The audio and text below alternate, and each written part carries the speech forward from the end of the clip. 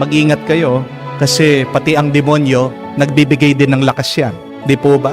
Kung maalala nyo, nung tinutokso si Jesus sa disyerto, sabi ng demonyo, sambahin mo lang ako. Lahat ng mga nasyon, lahat ng mga pamahalaan, lahat ng kayamanan, ibibigay ko sa iyo. But God's power is absolute truth.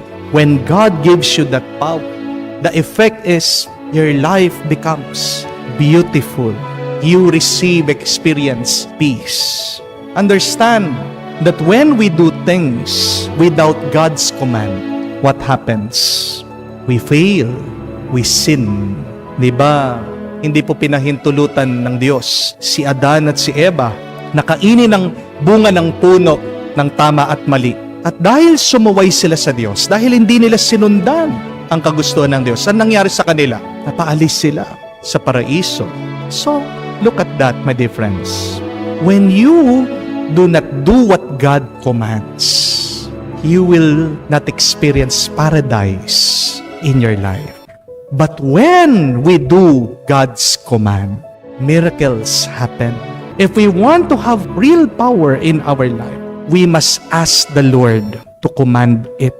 No magandang dasal, sabihin mo, Panginoon, sabihin mo lamang, utos mo lamang, gagaling na ako. Pagdasal mo, Panginoon, utos mo, gagaling ang minamahal ko. Panalangin mo, Panginoon, utos mo lang, mababayaran lahat ng aking utang. Maniwala ka sa iyong dasal, sabihin mo, Panginoon, utos mo, magbabago tong aking asawa. Panginoon, utos mo, maiiwanan ko na ang aking bisyo. Panginoon, sabihin mo lamang, utos mo, magkakaroon ako ng kapayapaan, peace of mind. Ang kapangyarihan wala sa iyo.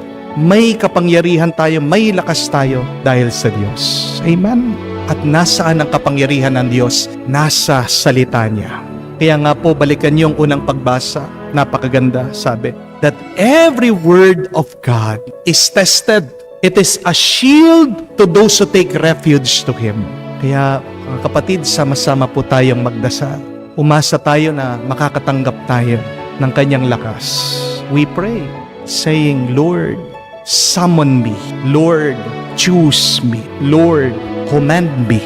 And I will receive your power. Amen.